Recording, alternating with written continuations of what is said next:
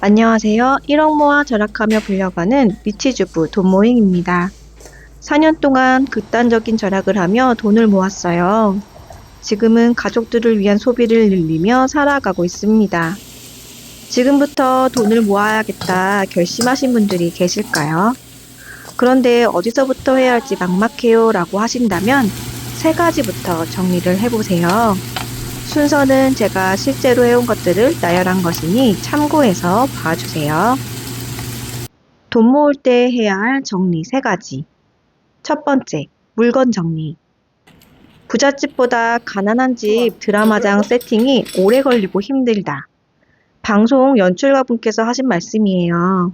그 말을 듣고 드라마를 볼 때 유심히 관찰해 보니까 단박에 이해가 가더라고요. 고급 가구들 몇 점과 조명으로 심플하게 꾸며진 부잣집 남자의 방. 밖으로 나온 자잘한 짐들이 하나도 없었습니다. 가난한 여주인공의 집을 떠올려 볼까요? 작은 인테리어 소품, 화분, 책, 서류들이 꽉 차 있어요. 지하방에서 살던 시절 집은 항상 지저분했습니다. 옷무덤, 쓰레기 무덤을 요리조리 피해 다녔던 생각이 나요. 치워도 그때뿐 다시 금세 어질러졌습니다. 오래된 짐 속에는 돈벌레, 바퀴벌레가 기어다녔어요. 그때는 불필요한 물건들을 비워내야 한다는 것과 물건이 사람을 지배한다는 사실을 몰랐습니다. 책을 보니 부자들이 오히려 적게 소유하고 정리에 열심이더라고요. 간절히 변하고 싶어 따라해 봤습니다. 꽉 막혀 있는 짐들을 비우고 빈 벽, 빈 공간들이 생기니 마음이 설레었어요. 새롭게 무언가 도전하고 싶은 마음이 샘솟고 몸도 가뿐해졌습니다. 세상을 탓하기 전에 방부터 정리하라. 캐나다 임상 심리학자인 조던 피터슨의 말입니다. 돈을 모으기로 결심했다면 어제와는 다른 환경을 먼저 만들어 보는 거예요. 제일 먼저 가방 속, 지갑 속부터 천천히 책상 위, 탁자 위, 서랍장으로 범위를 넓혀가면서요. 돈 모을 때 해야 할 정리 세 가지. 두 번째, 마음 정리.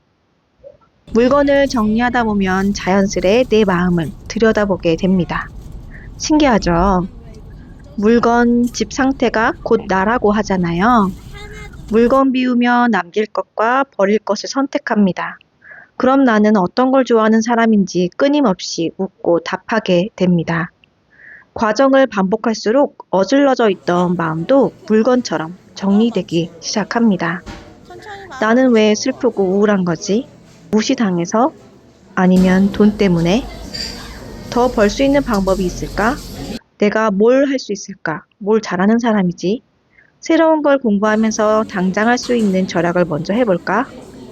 저는 청소를 할 때 머릿속에 떠오르는 생각 잡기 놀이를 좋아해요. 평상시에는 들춰보지 않았던 무의식 속의 마음들이 둥둥 떠오르기 시작하거든요. 물건 정리를 하면서 내 마음을 들여다보고 정리를 해보세요. 내일부터 돈을 모을 거야 라고 아무리 뇌가 명령을 해도 심장이 반응하지 않으면 움직여지지 않을 거예요. 돈 모을 때 해야 할 정리 세 가지. 세 번째, 돈 정리.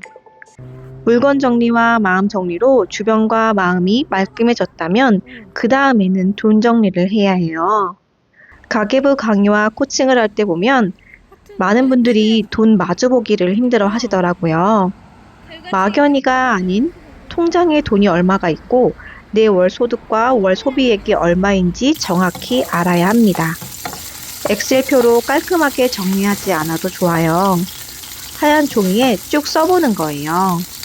저도 다이어리 한쪽에 끄적이면서 시작을 했거든요. 가진 게 얼마인지를 알아야 저축 목표액을 세우고 저축액을 정할 수 있습니다. 절약을 할지 알바를 하나 더 띄어서 돈을 마련할지를 정할 수 있어요. 또 여기저기 돈이 흩어져 있다면 한 곳에 뭉쳐보세요. 작은 돈보다 뭉치가 클수록 돈의 힘은 세집니다. 외식을 할까 여행을 갈까 돈을 써버릴 생각보다 조금만 더 모으면 커질 뭉치를 상상하게 됩니다. 준비, 발사. 우리는 무조건 쏜다고 행동으로 나아가지 않습니다. 정리한 마음을 단단하게 다지고 목표를 세워야 한 발짝 겨우 딛게 되는 것 같습니다. 나는 할 수 있다는 마음도요. 4, 5년 동안 1억 만들기. 오랜 시간 목돈 만들기란 쉽지 않은 일입니다. 꼭 이렇게 하면서 살아야 하나? 또 다른 자아가 끊임없이 묻게 될 거예요. 돈 모으기는 나와의 싸움이거든요. 돈은 절대 한 번에 쾅 하고 벌어지지 않는다. 특히 초반에 어느 정도의 자본금이 쌓일 때까지는 속도가 엄청 느리다. 이 속도를 견뎌야 한다. 그리고 알아야 한다. 이 속도가 점점 빨라진다는 것을. 구독자님들 추석 명절을 잘 보내셨나요? 저는 연휴 동안 파친코 1, 2부 책도 읽고 냉파하며 알차게 밥을 했습니다. 지난달까지 가족들 아프고 저 아프면서 식비 예산이 많이 오버되었거든요. 9월은 식비 40만원 예산 중에서 20만원을 썼습니다. 선방 중이에요.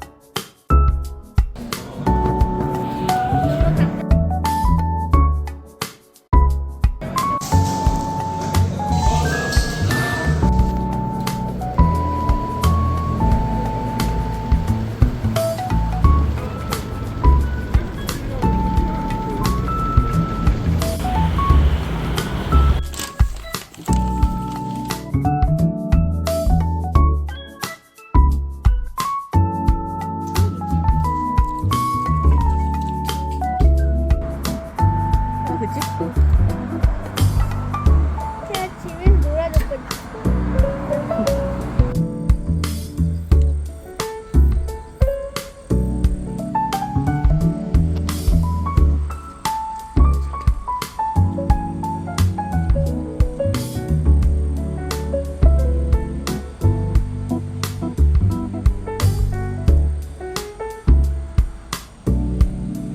지금까지 영상 시청해주신 많은 분들 감사드립니다. 인생의 정답은 밖에 아닌 내 안에 있다는 말씀을 전하며 모든 분들을 응원드립니다.